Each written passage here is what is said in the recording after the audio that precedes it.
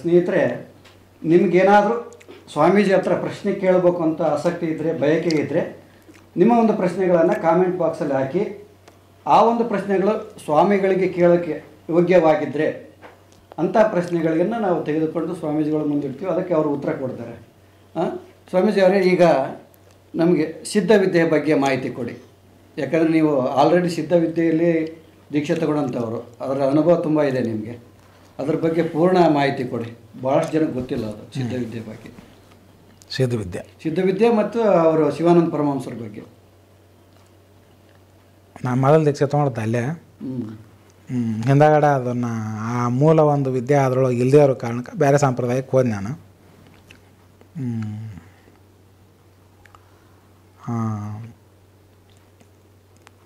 ಶಿವಾನಂದ ಪರಮಹಂಸರು ಅದನ್ನು ತಮ್ಮ ಹಠಯೋಗ ಪರಿಪೂರ್ಣ ಮುಗಿಸಿದ ಮ್ಯಾಗ ಅದನ್ನು ಯೋಗ ಕಂಡಿಡಿದ್ರು ಅವ್ರು ಮುಂದೆ ರಾಜಯೋಗ. ಅದಕ್ಕೆ ಸಿದ್ಧವಿದ್ಯೆ ಅಂತ ಹೆಸರಿಟ್ರೆ ಕುತ್ತಿಗೆಲಿಂದ ಮೇಲೆ ಬರುತ್ತದ. ಈಗ ಅವ್ರ ಕಾಡಲ್ಲಿ ತಪಸ್ ಮಾಡುವಾಗ ಯಾರೋ ಬಂದು ದರ್ಶನ ಕೊಟ್ರು ಅಂತ ಹೇಳಿದ್ರೆ ಅಲ್ವಾ, ವಿದ್ಯೆಯನ್ನು ಕಲಿಸಿದ್ರು ಅಂತ ಹೇಳಿದ್ರೆ ಬೋಗರ್ಸಿದ್ರು. 2000 ವರ್ಷದ ಹಿಂದ್ಲಾರ ಅವರು. ಆದ್ರೆ ತಮ್ಮ ಗುರುವಿನ ಬಗ್ಗೆ ಎಲ್ಲಿ ಉಲ್ಲೇಖ ಮಾಡಿಲ್ಲ, ಭಾಳ ಸ್ವಲ್ಪ ಜನಕ್ಕೆ ಗೊತ್ತು. ಬೋಗಾರ್ಸಿದ್ರು ಅಂತೇಳಿ ಪಳನಿ ಸುಬ್ರಹ್ಮಣ್ಯನ ಮೂರ್ತಿ ನವಪಾಷಾಣದಿಂದ ತಯಾರು ಮಾಡ್ಯಾರ ಅವರು. ಅವರು ಒಂದು ಅನುಗ್ರಹದಿಂದ ಇವರಿಗೆ ಈ ವಿದ್ಯೆ ಸಿದ್ಧಿ ಆಗೈತಿ, ಈ ಯೋಗ ವಿದ್ಯೆ. ಅದ್ರ ಬಗ್ಗೆ ಎಲ್ಲಿ ಪ್ರಸ್ತಾಪನ ಅವ್ರು ಹೆಚ್ಚಿಗೆ ಮಾಡಿಲ್ಲ. ಆದ್ರೆ ಅವ್ರು ಬರೆದಂಥ ಬುಕ್ಗಳು ಹೊಳ್ಳಿ ಇವ್ರು ಮಾಡಿದಂಥ ಸಾಧನೆ ನೋಡ್ರಿ ಸೇಮ್ ಅದಾವಲ್ಲ, ಅಲ್ಲೇ ಬರ್ತದ. ಅಂಥ ಯೋಗಿಗಳು ತಮ್ಮ ಗುರುಗಳ ಬಗ್ಗೆ ಹೆಚ್ಚಾಗಿ ಎಲ್ಲಿ ಹೇಳೋದಿಲ್ಲ. ಹೀಗಾಗಿ ಅದನ್ನು ಅವ್ರ ಮುಖಾಂತರ ಬಂದದ್ದು ಅಂತ ಅದು ಬರ್ತತೆ. ಇನ್ನೆಂದು ಶಿವಾನಂದ ಪರಮಹಂಸರು ಅವ್ರು ತಮ್ಮ ಒಂದು ಜನ್ಮದೊಳಗೆ ಶಂಕರಾಚಾರ್ಯರಾಗಿ ಹುಟ್ಟಿದ್ರು. ಪೂರ್ವಜನ್ಮದಲ್ಲಿ ಶಂಕರಾಚಾರ್ಯರಾಗಿ ಹುಟ್ಟಿದ್ರು. ಆವಾಗ ಏನೈತಿ, ಆ ಶಂಕರಾಚಾರ್ಯರದೊಂದು ಇದಕ್ಕೆ ಸಾಕ್ಷಿ ಏನಂದ್ರೆ, ಸಾಕ್ಷಿ ಪ್ರೂಫ್, ಅವರು ಶಂಕರಾಚಾರ್ಯರು ಇದ್ದಂಥ ಟೈಮ್ನಾಗ ಒಂದು ಲಿಪಿ ಬರ್ತಿದ್ರು ಅವರು ಸಂಸ್ಕೃತದಲ್ಲಿ. ಬರೆದಿಟ್ಟಿದ್ರು. ಏನಂದ್ರೆ ಮುಂದೆ ಬರುವಂಥ ಇಷ್ಟು ವರ್ಷದ ಮೇಲೆ ಇಂಥ ವ್ಯಕ್ತಿ ಬರ್ತಾನೆ, ಅವನು ಇದೇ ಆಕಾರದೊಳಗೆ ಇರ್ತಾನೆ, ಇದೇ ಟೈಮ್ಗೆ ಇದೇ ಒಂದು ನಕ್ಷತ್ರ, ಇದೇ ಇಸ್ವಿ ಎಲ್ಲ ಬರೆದಿಟ್ಟಿದ್ರು ಅವರು.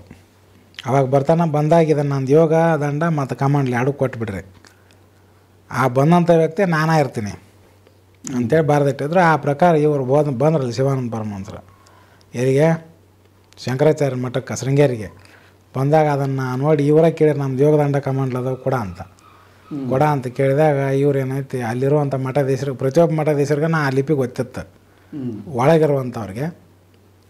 ಅವಾಗ ಅವ್ರು ಅದನ್ನು ನೋಡಿ ಅವ್ರನ್ನ ಕಾರ್ಯದೆಲ್ಲ ಸತ್ಕಾರ ಮಾಡಿ ಆ ಯೋಗದಂಡ ಕಮಾಂಡ್ಲು ಕೊಟ್ಟರು ಅವ್ರಿಗೆ. ಅದ್ರಾಗೇನು ಲಿಪಿ ಇತ್ತು ಆ ಲಿಪಿ ಪ್ರಕಾರನ ಅವ್ರು ಹೇಳಿದಂಥ ನಕ್ಷತ್ರ, ಟೈಮು ಮತ್ತು ದಿನ, ಇಸ್ವಿ, ಆವಾಗ ಮಾತ್ರ ಮುಂದೆ ಕ್ರಿಸ್ತ ಶಕ ನಡೀತೈತೆ ಅಂತಿತ್ತಲ್ಲ, ಆ ಕ್ರಿಸ್ತ ಶಕ ಇಸ್ವಿನೂ ಇತ್ತು. ಆ ಪ್ರಕಾರ ಅದನ್ನು ಕೊಟ್ರು ಅವರು. ಈಗ ಅವೇನದಾವು ಯೋಗದಂಡ ಮುಂದೆ ಒಳಗೆ ಕಮಾಂಡ್ಲ ಎರಡನ್ನೂ ಎಲ್ಲಪ್ಪ ಅಂದ್ರೆ ಅಲ್ಲಿ ಸಿದ್ಧಾಶ್ರಮದಾಗ ಅದಾವು. ಸಿದ್ಧಾಶ್ರಮ ಕೇರಳ ಸಿದ್ಧಾಶ್ರಮದಾಗ ಬಡಗರದಾಗ ಅದಾವ. ಅಲ್ಲಿ ಬಡಗರ ಆಶ್ರಮದಾಗ ಅವೆಲ್ಲ ಅದಾವು, ನೋಡ್ಬೋದು, ಗ್ಲಾಸ್ನಾಗ ಇಟ್ಟರ.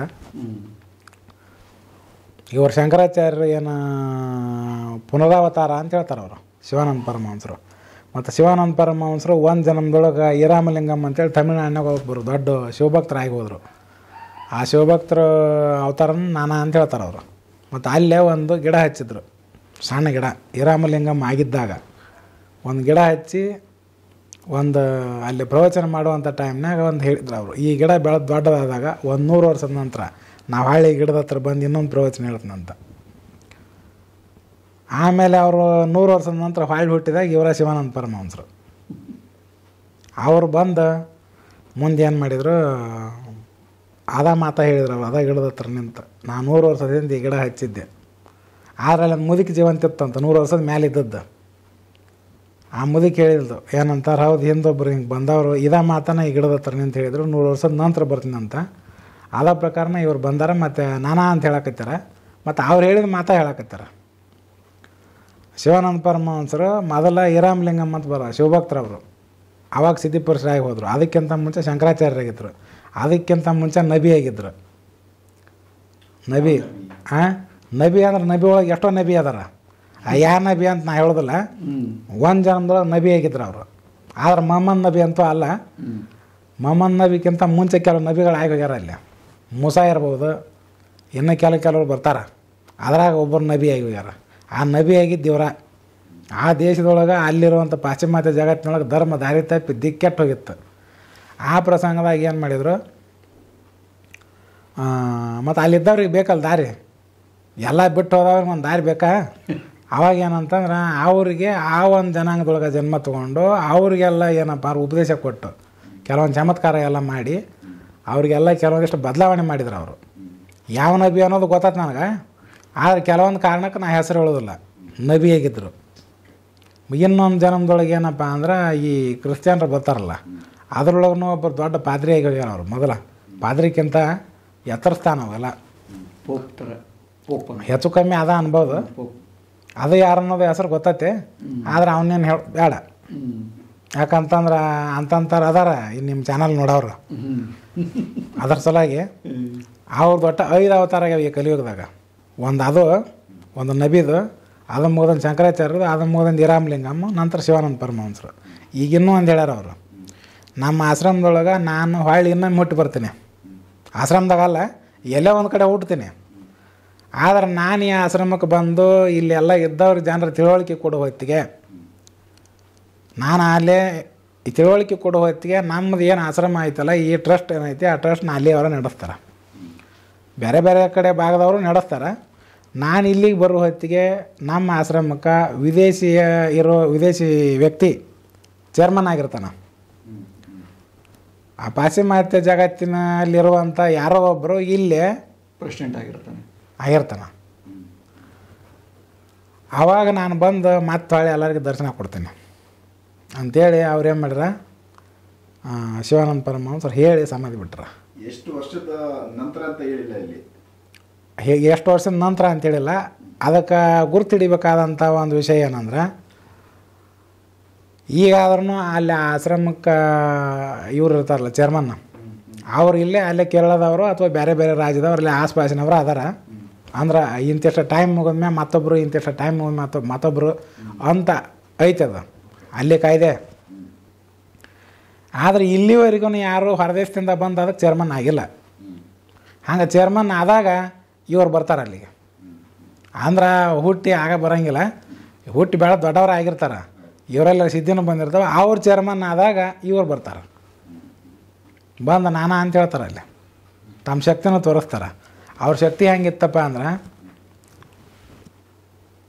ಒಂದು ಸರ್ತಿ ಇವು ಸರ್ಕ್ಯೂಟ್ ಆಫೀಸ್ ಇರ್ತಾವಲ್ಲ, ನಿಮ್ಮಲ್ಲಿ ಯೋಗ ಸಿದ್ಧಿ ಇತ್ತಪ್ಪ ಅಂದ್ರೆ ನೀವು ಆ ಕರೆಂಟಿನ ಮೇಲೆ ಕೈ ಇಟ್ಟು ತೋರಿಸ್ಬೇಕಂತ ಅಲ್ಲಿ ಅನೌನ್ಸ್ ಮಾಡಿದ್ರು. ಬ್ರಿಟಿಷ್ ಗೌರ್ಮೆಂಟ್ ಇತ್ತು, ಅವ್ರನ್ನ ಕೇಳ್ಕೊಂಡ್ರು. ಆವಾಗ ಅವ್ರು ಹೇಳಿದರು, ಆ ಸರ್ಕ್ಯೂಟ್ ಆಫೀಸ್ಗೆ ಸಂಬಂಧಪಟ್ಟಂಥ ಎಲ್ಲ ಅಧಿಕಾರಿಗಳನ್ನ ಕರೆಸಿ ಅವು ಏನಾರ ಬರ್ನ್ ಆದವು ಕೆಟ್ಟವು ನನಗೆ ಸಂಬಂಧ ಇಲ್ಲ ಅಂತ ಅವ್ರು ಹೇಳ್ಬೇಕು ಮೊದಲ. ಆವಾಗ ನಾನು ಅದನ್ನು ಮಾಡ್ತೀನಿ ಅಂದರು. ಆಗಲಿ ಅಂತೇಳಿದಾಗ ಎಲ್ಲರೂ ಬಂದು ಒಪ್ಪಿಗೆ ಕೊಟ್ಟರು. ಮನುಷ್ಯ ಹೋಗಿ ಇಡೀ ಸರ್ಕ್ಯೂಟ್ ಆಫೀಸ್ ಸುಡೋಕ್ಕಾಗತ್ತಾ, ಇವನ ಸುಟ್ಕೊಂಡು ಸಾಯ್ತಾನೆ. ಹಿಂಗಿದ್ದಾಗ ಆಗಲಿ ಅಂದಾಗ ಅಲ್ಲಿ ಇವರೆಲ್ಲ ಅಧಿಕಾರಿಗಳು ಬಂದು ನಿಂತರ ಅದ್ರ ಮೇಲೆ ಕೈ ಇಟ್ರು ಅವ್ರು. ಬರೇ ಒಂದು ಮುಖ್ಯ ಜಾಗದಾಗ ಅದು ಇಡೀ ಎಲ್ಲ ಆಫೀಸನ್ನ ಏನಪ್ಪ ಅಂದ್ರೆ ಉರಿದು ಬಿಡ್ತು. ಅದು ಉರಿದದ್ದಲ್ಲ, ಅದ್ರ ಹಿಂದೆ 2 ಸರ್ಕ್ಯೂಟ್ ಆಫೀಸ್ ಬರ್ನ್ ಆಗಿವೆ. ಇವ್ರಿಗೇನೂ ಆಗಿಲ್ಲ. ಅವ್ರ ಯೋಗ ಸಿದ್ಧಿ ಅಷ್ಟಿತ್ತು. ಇನ್ನೊಮ್ಮೆ ರೈಲ್ವೆ ಹಳಿ ಇರ್ತಾವಲ್ಲ, ಹಳಿ ಮ್ಯಾಗೆ ಎಲ್ಲ ಉಚ್ಚಿ ಹೋಗ್ಕೊಂತ ಹೋದ್ರೆ ಹಳಿ ಎಲ್ಲೆಲ್ಲಿ ತನಕ ಹೋಗ್ಯಾರ ಅದು ಅಷ್ಟು ಬಂಗಾರ ಆಗಿತ್ತು. ಹಾಂ, ಅಷ್ಟು ಬಂಗಾರ. ಇವು ಮಂದಿ ಎಲ್ಲ ಅದನ್ನು ಏನೇನೋ ತೊಗೊಂಡು ಜಜ್ಜಿ ಹೊಡೆದು ತೊಗೊಂಡು ಹೋದ್ರಂತ. ಬಂಗಾರ ಆಗೈತೆ ಅನ್ನೋ ಬಿಡ್ತಾರೆ ಇಲ್ಲ ಬರೀ. ಹಾಂ, ಕಂಬಿ ಬಂಗಾರ ಮಾಡೋರು ಏನಪ್ಪ ಅಂತಂದ್ರೆ ಅಲ್ಲಿ ಎಲ್ಲೇ ಅದಾರ ಅಂತಂದು ಹೆಸರು ಹೇಳಿಲ್ಲ ಅಂದರು ಆ ಜಂಗಲ್ನಾಗ ಹೋಗಿ ಹುಡುಕ್ಯಾಡಿ ಬಂದಾರ. ಎಷ್ಟೋ ಜನ ಕೋಲಾರಕ್ಕೆ ಹೋಗಿ ಹುಡುಕಿ ನನಗೆ ಫೋನ್ ಮಾಡಿದ್ದಾರೆ, ಗುರುಗಳೇ ನಾವು ಕೋಲಾರದಾಗ ಇದೀವಿ, ಸ್ವಲ್ಪ ದಾರಿ ತೋರಿಸಿ ನಮಗೆ ಅಂತಂದು. ಸಿಗ್ತಾರೆ ಇವರಿಗೆಲ್ಲ. ಅವರು ಇವ್ರನ್ನ ಹಚ್ಕೊಳ್ಳೋದೇ ಇಲ್ಲ ಅವರು. ಮತ್ತು ಅವ್ರಿಗೆ ಏನು ಅಂದು ಬಂದ್ರೆ ಹೊಳೆ ಊರು ಮುಟ್ಟೋದಿಲ್ಲ. ಮತ್ತೆ ಅದಕ್ಕೆ ಇದೇ ಟೈಪ್ ಇನ್ನೂ ಇರುವಂಥ ಕೆಲವೊಂದಿಷ್ಟು ಜನರನ್ನ ನಾ ಭೇಟಿ ಮಾಡಿಸ್ತಿದ್ದೆ ನಿಮ್ಮ ಚಾನಲ್ಗೆ. ಅಂಥವ್ರ ಲಿಂಕ್ ಅದಾರ ನನಗೆ. ಆದ್ರೆ ಅದನ್ನು ನಾನು ಹೆಸರು ಹೇಳಿ ಅವ್ರ ಜಾಗಗಳು ಹೇಳಿ ಅವ್ರನ್ನ ಪರಿಚಯ ಮಾಡಿಸಿಬಿಟ್ರೆ ಅಂದ್ರೆ ಇವ್ರು ಹೋಗಿ ಅವ್ರಿಗೆ ಉಪದ್ರವ ಕೊಟ್ಟು ಅವ್ರ ಸಾಧನೆ ಪೂರ ಸತ್ಯನಾಶ ಮಾಡ್ತಾರೆ ಇವರು. ಇನ್ನೊಬ್ಬ ಯೋಗಿ ಸಾಧನ ಹಾಳು ಮಾಡಿದಂಥ ಕರ್ಮ ನನಗೆ ಬರುತ್ತೆ, ಹೇಳಿದವ್ರಿಗೆ ಬರುತ್ತೆ. ಇನ್ನು ನೀವು ಹೋಗಿರ್ತಾರಲ್ಲ ನಿಮಗೂ ಬರುತ್ತೆ. ಅದಕ್ಕೆ ಅವ್ರನ್ನ ಪರಿಚಯ ಮಾಡಿಸೋದೇ ಬೇಡ, ಇಷ್ಟ ಹೋಗ್ಲದ. ಈಗ ನೋಡಿರಲ್ಲ ಅಲ್ಲಿ ಹೋಗಿ ಹುಡ್ಕ್ಯಾಡಿ ಬಂದಾರಂತ ನೋಡಿ ಏನು ಮಾಡೋದು. ಎಲ್ಲ ಮಿಕ್ಸ್ ಇದ್ದಾರೆ ಜನ. ಅದ್ರ ಸಲುವಾಗಿ ಅವ್ರ ಹೆಸರು ಹೇಳೋದು ಬೇಡ, ಅವ್ನ ಪತ್ತ ಕೊಡೋದು ಬೇಡ.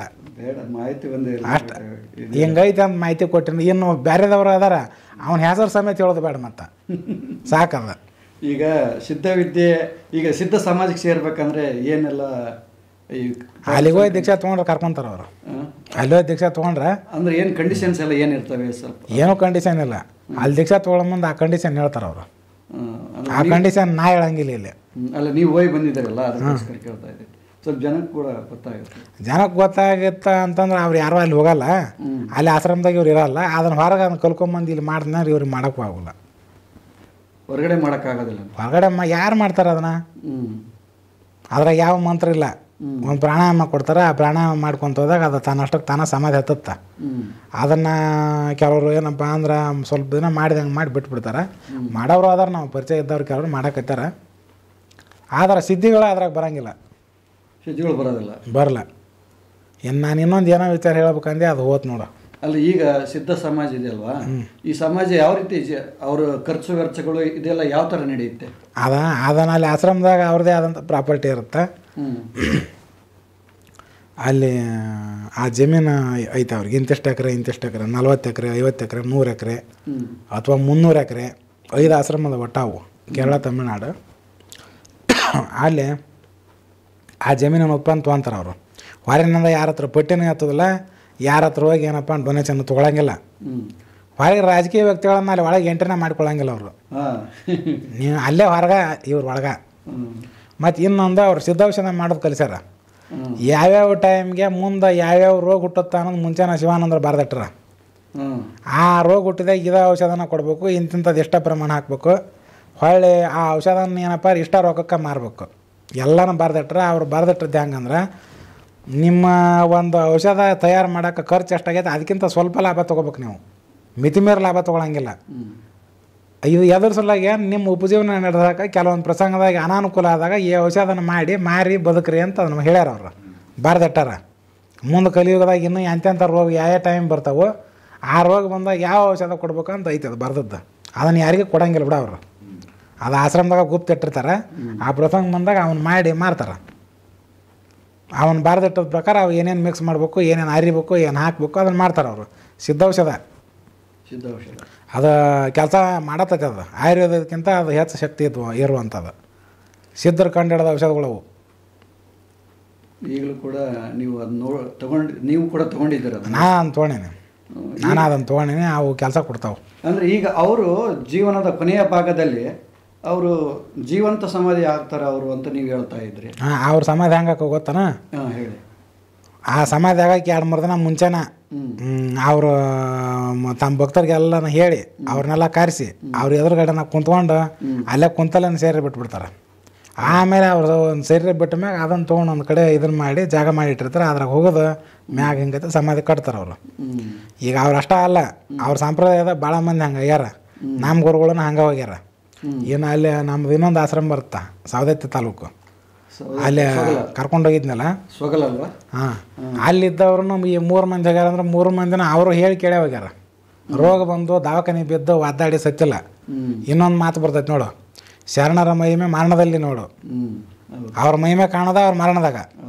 ಮತ್ತು ಅವರು ತಪಸ್ಸು ಸಾಧನೆ ಸಿದ್ಧಿ ಮಾಡಿಕೊಂಡು ಒಂದು ಯೋಗಿ ಆತ್ಮ ಅಥವಾ ಒಂದು ಮಹಾತ್ಮ ಆಗಿದ್ರೆ ಅಥವಾ ಒಂದು ಭಗವಂತನ ಅನುಗ್ರಹ ಅಥವಾ ಯಾವುದೋ ಒಂದು ದೇವ್ರ ಕೃಪೆನೋ ಗುರು ಕೃಪೆನೋ ಆದವ್ರಿದ್ರೆ ಅವರು ಸಮಾಧಿ ತೊಗೊಳೋದು ಮುಂಚೆನೇ ಅವ್ರಿಗೆ ಗುರ್ತಾಗತ್ತೆ.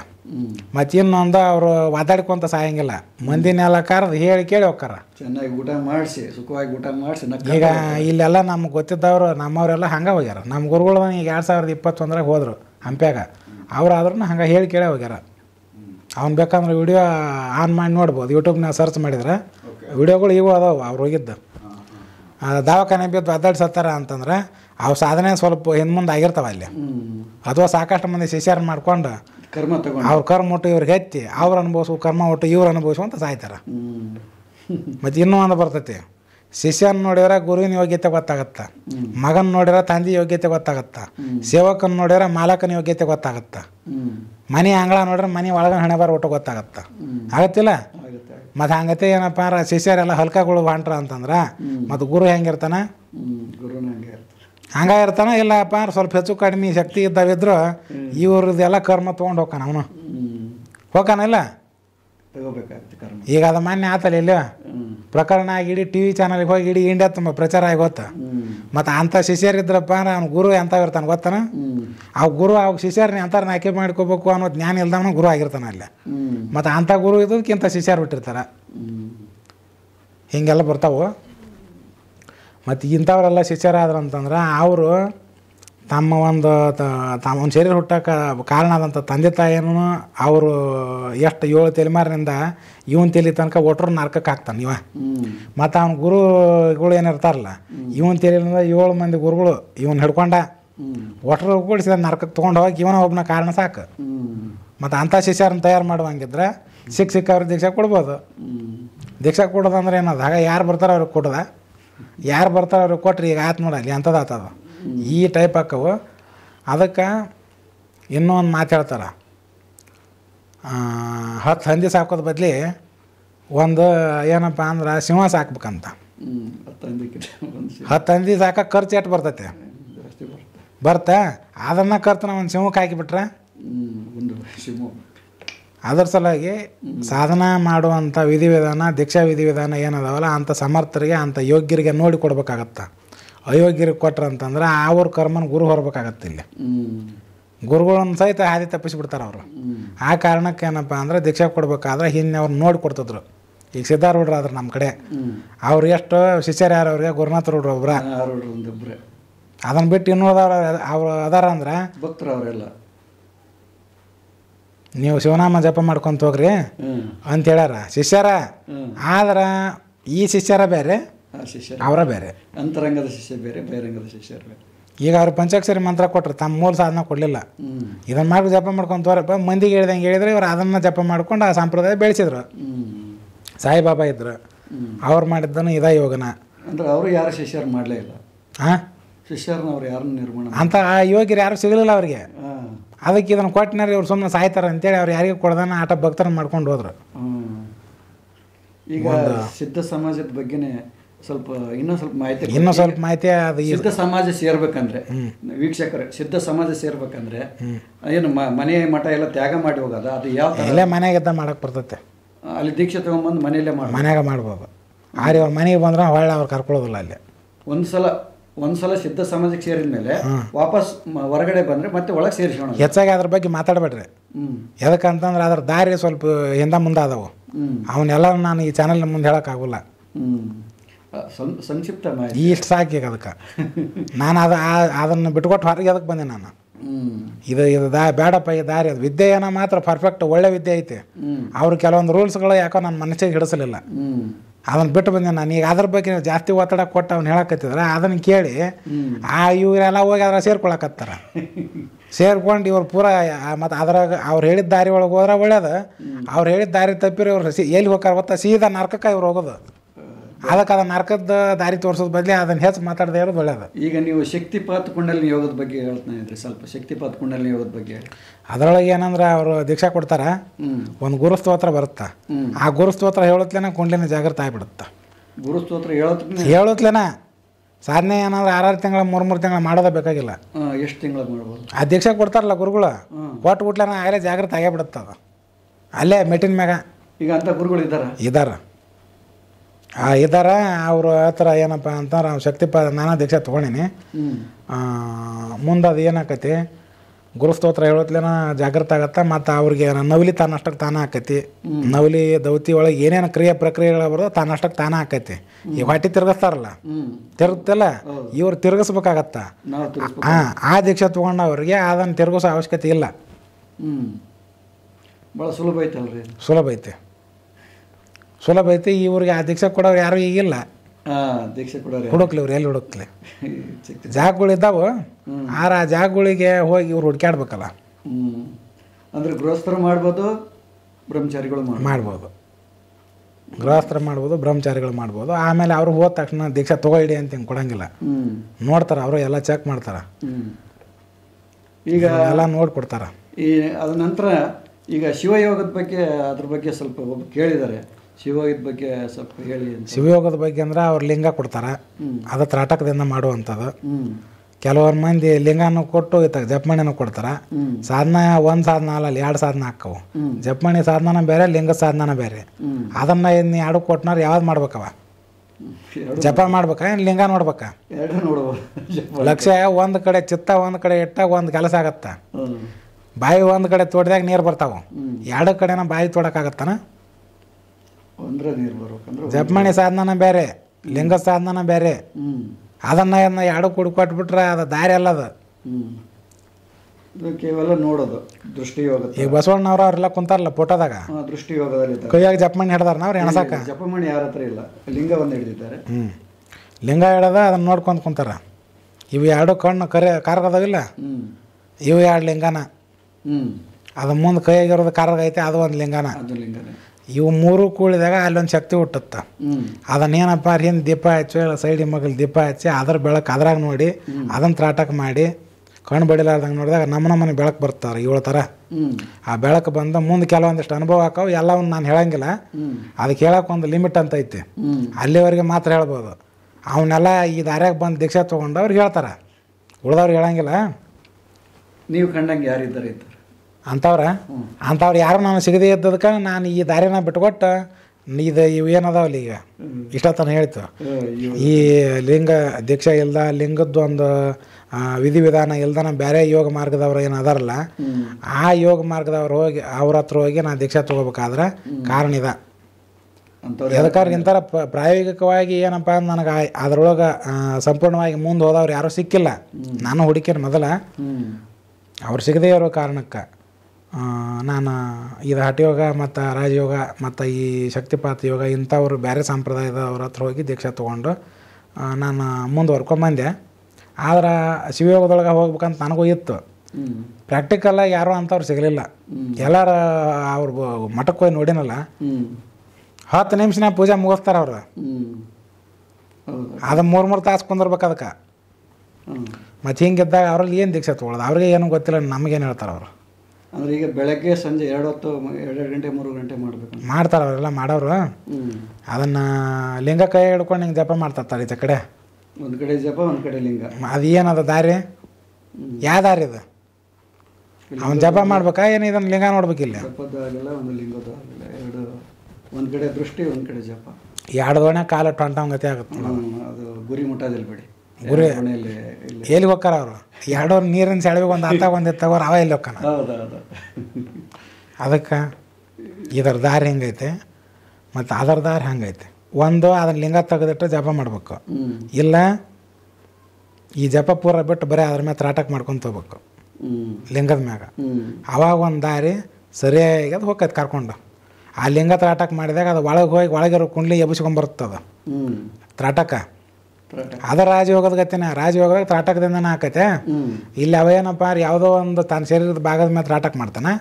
ಅಲ್ಲಿ ಏನು ಮಾಡ್ತಾನೆ ಅಂತಂದ್ರೆ ಹೊರಗೆ ತ್ರಾಟಕ ಮಾಡ್ತಾನೆ.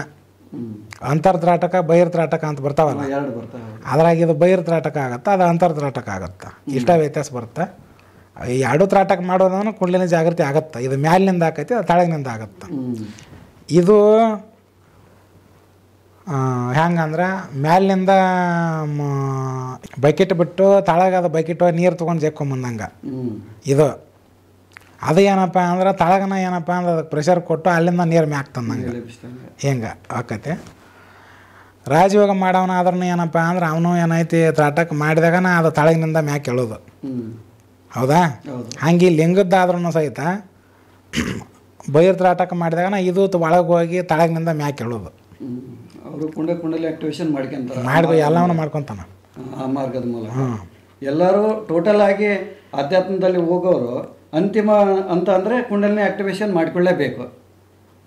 ಸ್ಮಶಾನದೊಳಗಿರುವಂಥ ಆಗೋರುಗಳು ಹೆಣದ ಮಾಂಸ ತಿಂತಾರಲ್ಲ, ಅವ್ರನ್ನ ಕುಂಡಲಿನಿ ಜಾಗೃತಿ ಮಾಡ್ಕೊಂಡು ಅವ್ರ ಮೋಕ್ಷ ತೊಗೊಳ್ಳೋದು. ಈಗ ಸ್ಮಶಾನ ಯೋಗದ ಬಗ್ಗೆ ಸ್ವಲ್ಪ ಹೇಳಿ. ಅದನ್ನ ಈಗ ಹೇಳಿದ್ನಲ್ಲಿ ಇದ ದಾರಿ ಇನ್ನೇನೈತೆ. ಇದನ್ನ ಅಲ್ಲ ಯಾವ ಥರ ಮಾಡ್ತಾರೆ ಅವರು? ಸ್ಮಶಾನದಲ್ಲಿ ಯಾವ ರೀತಿ ಮಾಡ್ತಾರೆ ಅವರು? ಅವರು ಸ್ಮಶಾನದೊಳಗೆ ಏನಪ್ಪ ಅಂತಂದ್ರೆ ಅದ್ರ ಬಗ್ಗೆ ನಾನು ಹೆಚ್ಚಾಗಿ ಅಗೋರಿಗಳ ಬಗ್ಗೆ ಅಥವಾ ಆ ಮಾರ್ಗದ ಬಗ್ಗೆ ಹೆಚ್ಚು ನಾನು ಅಭ್ಯಾಸ ಮಾಡಿಲ್ಲ. ನಮ್ಮ ಯೋಗ ನಮ್ಮ ಮಾರ್ಗದ ಬಗ್ಗೆ ಕೇಳಿದ್ರೆ ನಾನು ಹೇಳ್ತೇನೆ. ಆದರೆ ಅವರು ಸಹಿತ ಅದು ಹೆಣದ ಮಾಂಸನಾದ್ರು ತಿನ್ನಲಿ ಮತ್ತೊಂದು ಮಾಡಲಿ ಕೆಲವೊಂದಿಷ್ಟು ವಿಧಿವಿಧಾನಗಳು ಬರ್ತಾವೆ. ಅದನ್ನು ನಾನು ಇಲ್ಲಿ ಎಲ್ಲರಿಗೆ ಹೇಳೋಕ್ಕೆ ಆಗೋಲ್ಲ, ಎಲ್ಲರಿಗೆ ಹೇಳೋಕ್ಕಾಗಲ್ಲ. ಅದನ್ನು ಹೇಳದೆ ಇರೋದು ಒಳ್ಳೆಯದು. ಅದ್ರಾಗ ಅಂಥವು ಅದಾವೆ ಕೆಲವು.